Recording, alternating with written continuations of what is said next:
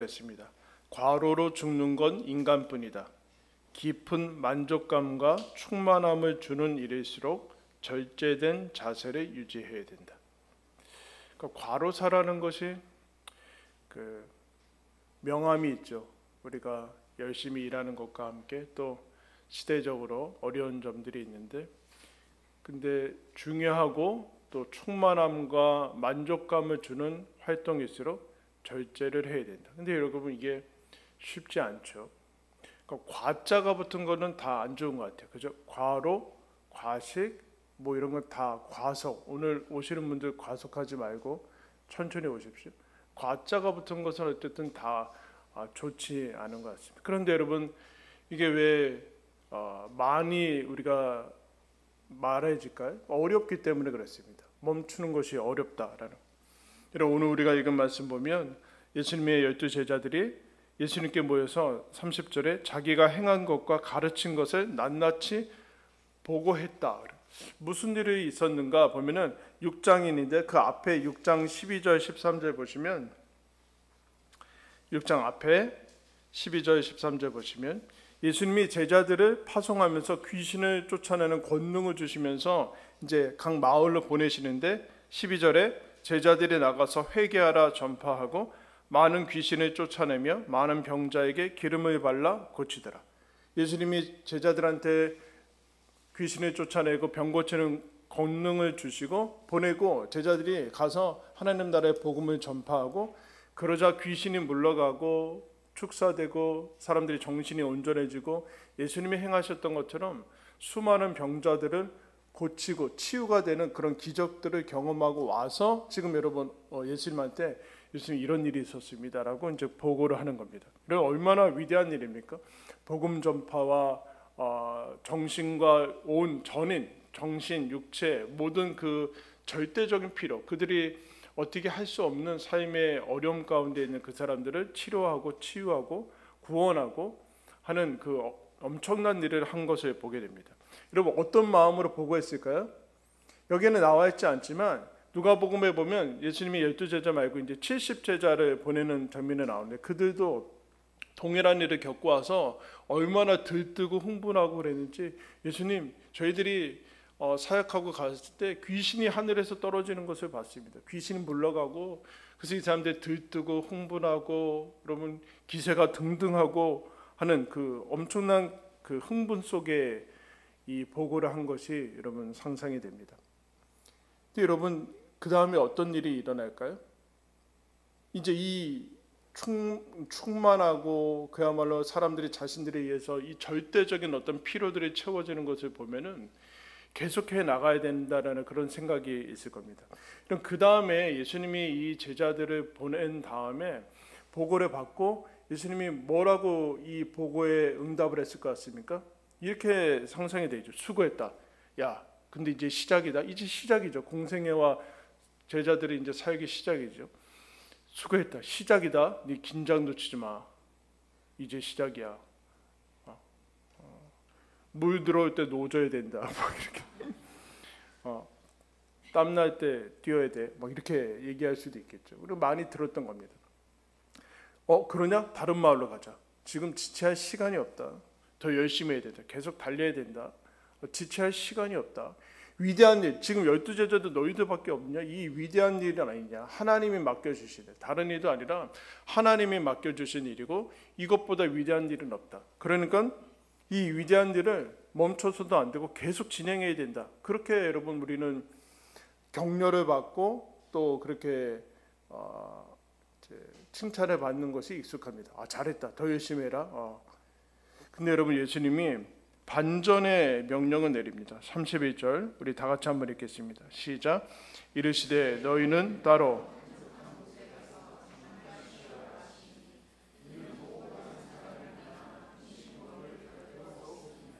예수님이 전혀 다른 너희는 그만 멈추고 한적한 곳에 가서 쉬어라 그런 얘기를 합니다. 마치 뭐 실패한 사람처럼 뭐 잘못한 사람처럼 그만해라 그렇게 얘기를 합니다. 여러분 지금 할 일이 태산 아닙니까? 병자가 지금 한두 사람이 아니라 이 마을뿐만 아니라 예수님이 가는 데마다 여러분 엄청난 인파가 아픈 사람들이 몰려오는데 지금 그런 시간이 어디 있습니까? 귀신 들린 사람, 그리고 복음 전파는 아직 시작도 안 했는데, 전 세계에 퍼져야 되는 복음 전파는 시작도 안 했는데 예수님이 이런 무슨 한가로운 얘기를 합니까? 근데 예수님이 뭐라고 명령을 하시는가? 너는 가서 한적한 곳에 가서 잠깐 쉬어라 라고 얘기합니다. 왜냐? 이는 오고 가는 사람이 많아 이 제자들이, 사역했던 사람들이 밥 먹을 겨를도 없습니다. 그렇게 얘기합니다.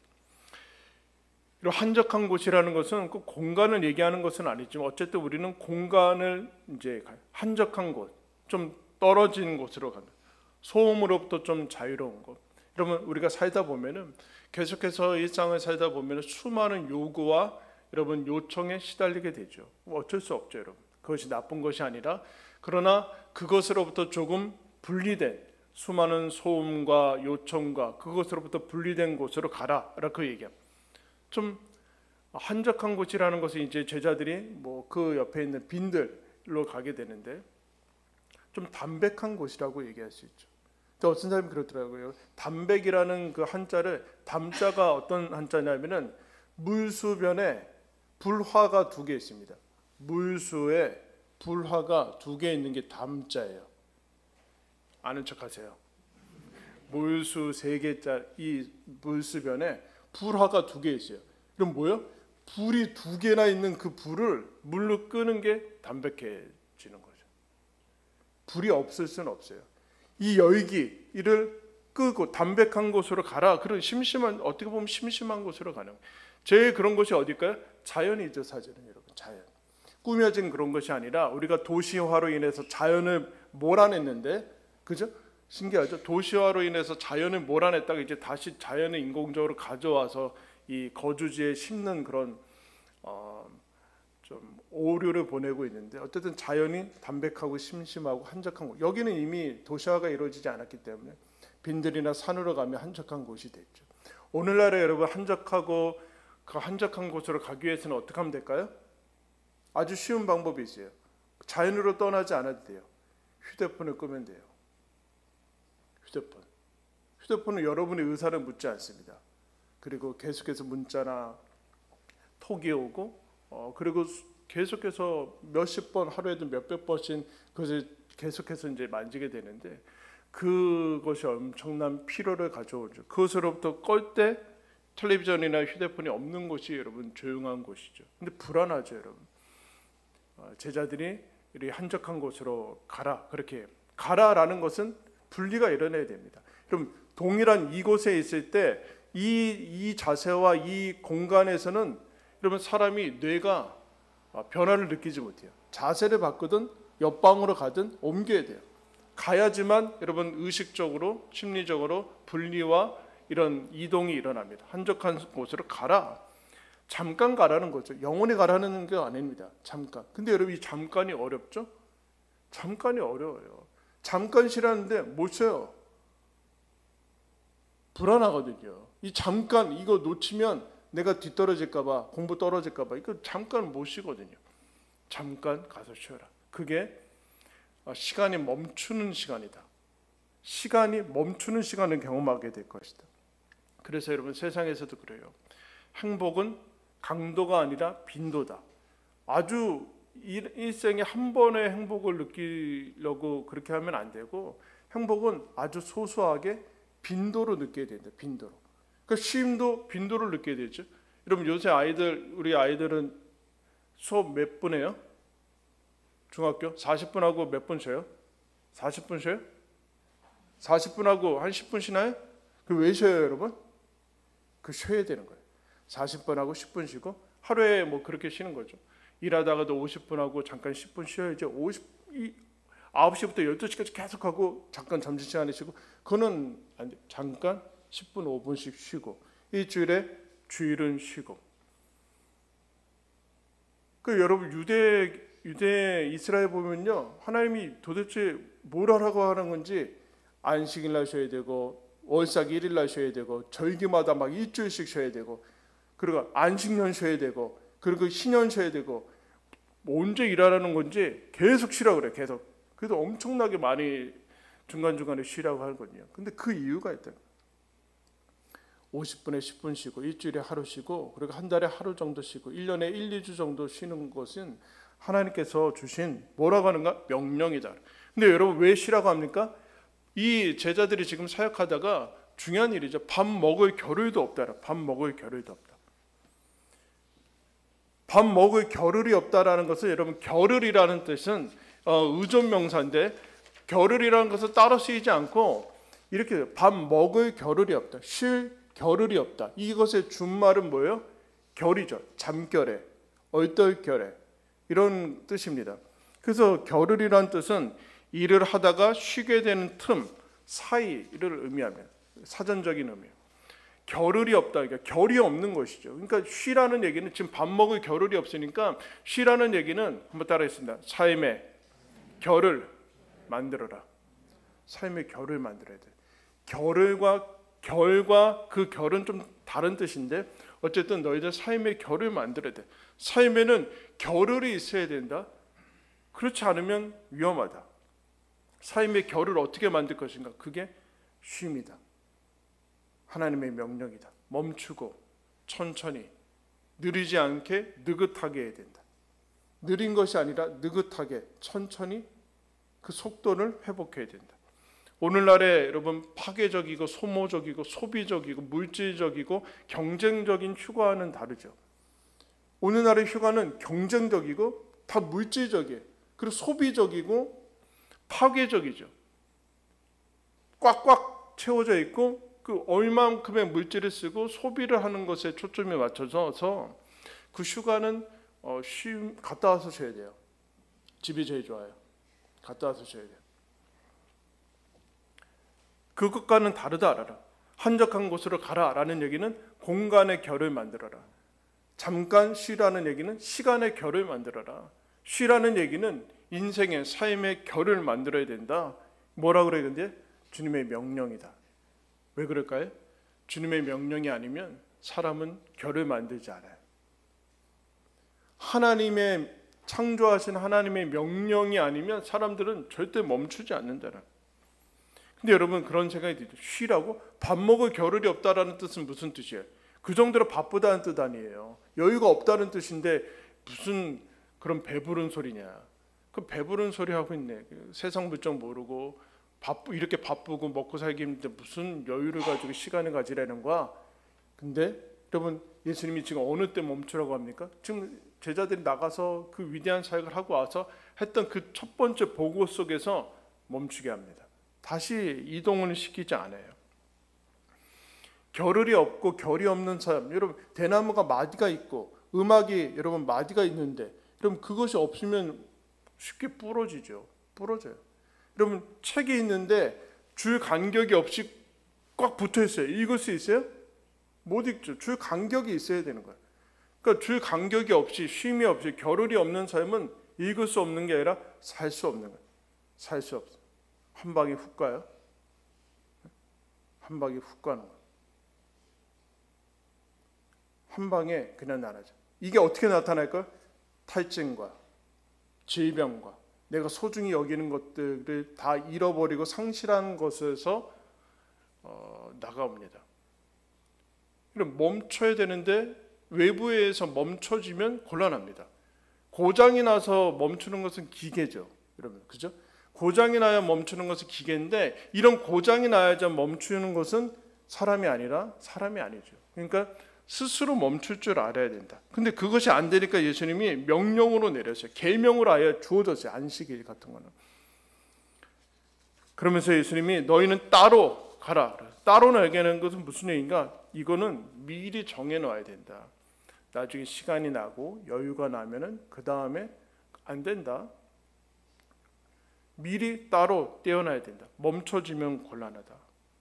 결을 미리 확보해야 된다. 낭비가 아니다. 낭비가 아니다. 지혜다. 여러분 이거 쉬는 것을 낭비라고 생각해서 자꾸 뭔가 효율적이고 생산적이고 뭔가를 하려고 그러는데 그거야말로 낭비다. 낭비고 과속을 하는 거다. 두려움과 불안을 내려놓고 결을 만들어야 돼. 그래야 성장한다. 그리고 지속할 수 있다. 부러지지 않을 수 있다. 결이 있어야 사람이 되는 것이다. 삶이 그때 결 가운데서 사람은 자라는 거예요. 근데 여러분 오늘 우리가 읽은 말씀 보면은 예수님이 제자들한테 가라고 그래요. 공동체적이죠. 혼자 기도할 때가 있고 공동체적으로 여러분 쉴 때가 있습니다. 제자들 모두 다 가라고 그래요. 제자들이 여러분 그 명령에 32절에 어떻게 합니까? 순종합니다. 예, 배를 타고 따로 한적한 곳으로 갈새 갑니다. 우리가 뭐 잘못했나? 그게 아니라 멈추고 배를 타고 이제 한적한 곳으로 가는데 그 다음에 여러분 사람들이 이 소문을 듣고 제자들보다 먼저 수많은 사람들이 거기로 몰려가요. 그러니까 제자들이 조용하게 쉬기는 좀 글렀죠. 어떻게 보면 사람들이 먼저 제자들보다 거기에 먼저 도착합니다. 근데 여러분 이 한적한 곳에서 제자들이 벌써 떠나는 거야? 내비 벌써 떠나는 거야?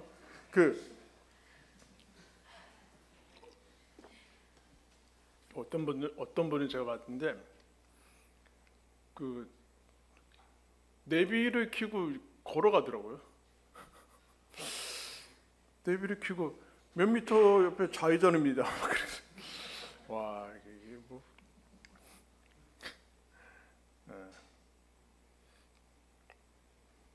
한적한 곳으로 제자들이 가서 순종할 때 여러분 거기에서 무슨 일이 일어납니까? 그 유명한 오병이어의 기적이 일어납니다. 오병이어의 기적이 언제 일어납니까? 쉴 때 일어납니다. 수많은 사람들이 같이 따라갔는데 예수님이 쉴 수도 없는 거 아니냐. 그 빈들에서 식량이 떨어집니다. 우리가 살펴보면 식량이 떨어지고 근데 그 유명한 오병이어의 기적은 예수님이 너희는 가서 잠깐 한적한 곳에서 쉬어라 할 때 그때 오병이어의 기적이 일어납니다. 빈들이고 식량도 떨어진다. 그러나 그때 천국의 잔치가 일어나는 것을 보니 기쁨과 여러분 놀라움, 경의와 감탄을 하는 것이 이때 일어납니다. 오병이어의 조건은 잠깐 가서 우리가 멈추고 쉬고 하나님을 바라볼 때 거기에서 여러분 일어나는 것을 봅니다. 로버트 베런이라는 신학자가 이런 얘기를 합니다. 활동과 업적이 활짝 꽃피운 뒤에 뭔가를 더 성취하려고 애쓰지 말라. 대신 신뢰하며 복종하라는 초대를 받으라. 활동하고 나서 수동적이 되고 최선을 다한 뒤 다 잊어버리고 할 수 있는 것을 다 하고서 잠잠히 있는 것, 이런 리듬 속에서만 우리의 영이 깨어난다. 활동과 업적이 꽃피운 다음에 그때 더 성취하려고 애쓰지 마라. 최선을 다한 다음에 잊어버리고 할 수 있는 것을 다 하고 잠잠히 있어라. 그래야 하나님과 연결이 된다. 그 얘기를 하고 있습니다. 사랑하는 성도 여러분, 하나님께서 우리에게 허락하셔서 숨쉼 캠프를 갑니다. 그냥 휴가가 아니라 하나님께 주신 명령에 순종해서 그것을 체험하고자 합니다. 혹시 가지 못해도 집에서 이 삶 가운데 삶의 결을 만드는 것은 하나님의 명령입니다. 여러분 삶에 결이 있어서 하나님의 기쁨과 은혜와 하나님이 이끄시는 것을 그 기적을 경험하시기를 예수님의 이름으로 축원합니다. 기도하겠습니다.